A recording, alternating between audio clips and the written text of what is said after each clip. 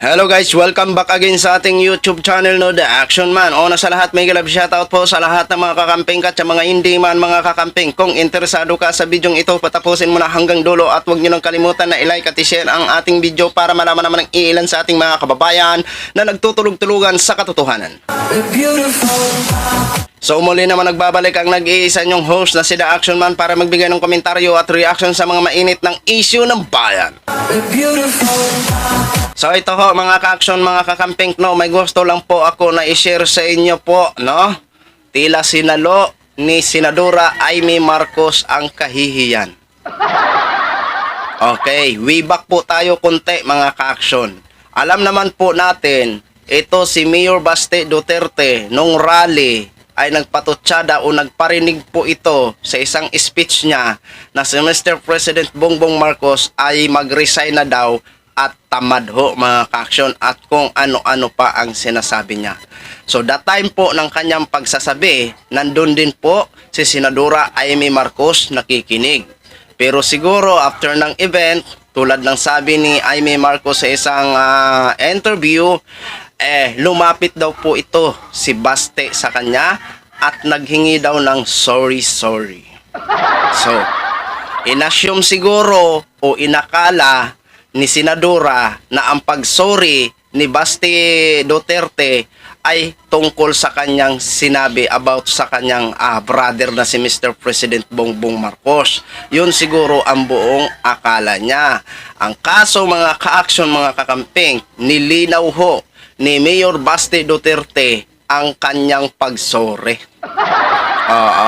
At ito po, mukhang nakakahiya po ito sa side ni Amy Marcos. Parang kung ako siguro parang natunaw ako na yelo kung mabasa ko po ang post ni ni Baste Duterte ho mga ka-action.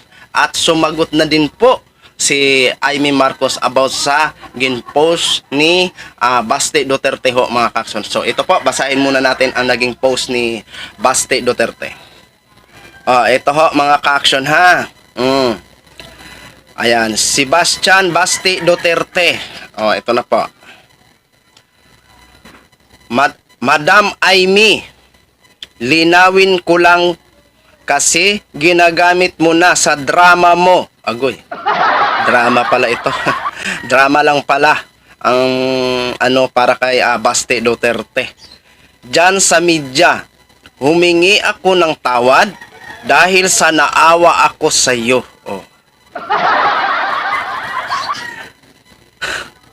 Hindi pala siya humingi ng tawad about sa kanyang mga sinasabi kay Mr. President Bongbong Marcos.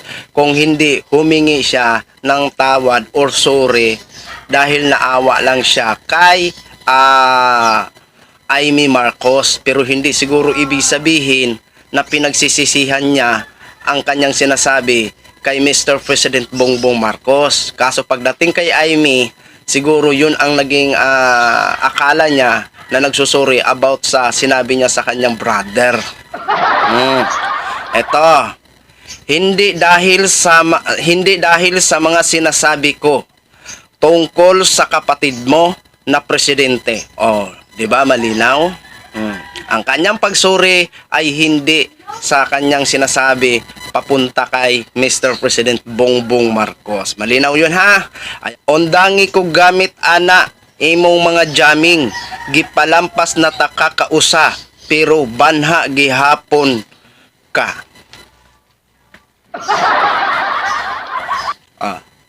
Pinalagpas na daw kaisa si Senador Amy Marcos pero ang ingay pa rin ni Senador Amy Marcos.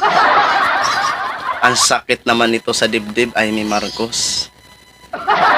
Matapos mo na ikaw talaga ay nag-ano na pro-DDS ka, pero ganito lang pala ang ganti sa iyo ng isa sa mga Duterte.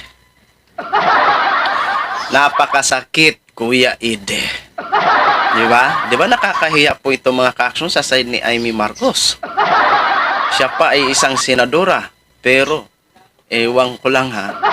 Ito po, may sagot po dito si Senadora Amy Marcos ho mga ka-action ha. Basahin po natin. Nagkausap na kami, okay na. Nako, hindi na ako basta-basta magkukwento. At sa kaguluhan ngayon ay napakadaling baliin at bigyan ng maling kahulugan. Parang may gustong mag-away kami. Ayan. Buti at nakapag-usap na kami at hindi ko na kayo kwento. Yan ang sabi niya. Di ba? Nakapag-usap na daw sila at okay na daw sila. Di ba? Pero paano yan? Parang nakakahiya. Hindi ka ba nahiya sa side mo sa ganyang post ni Basti Duterte? Parang ang sakit sa dibdib niyan, Senadora Amy Marcos. Di ba?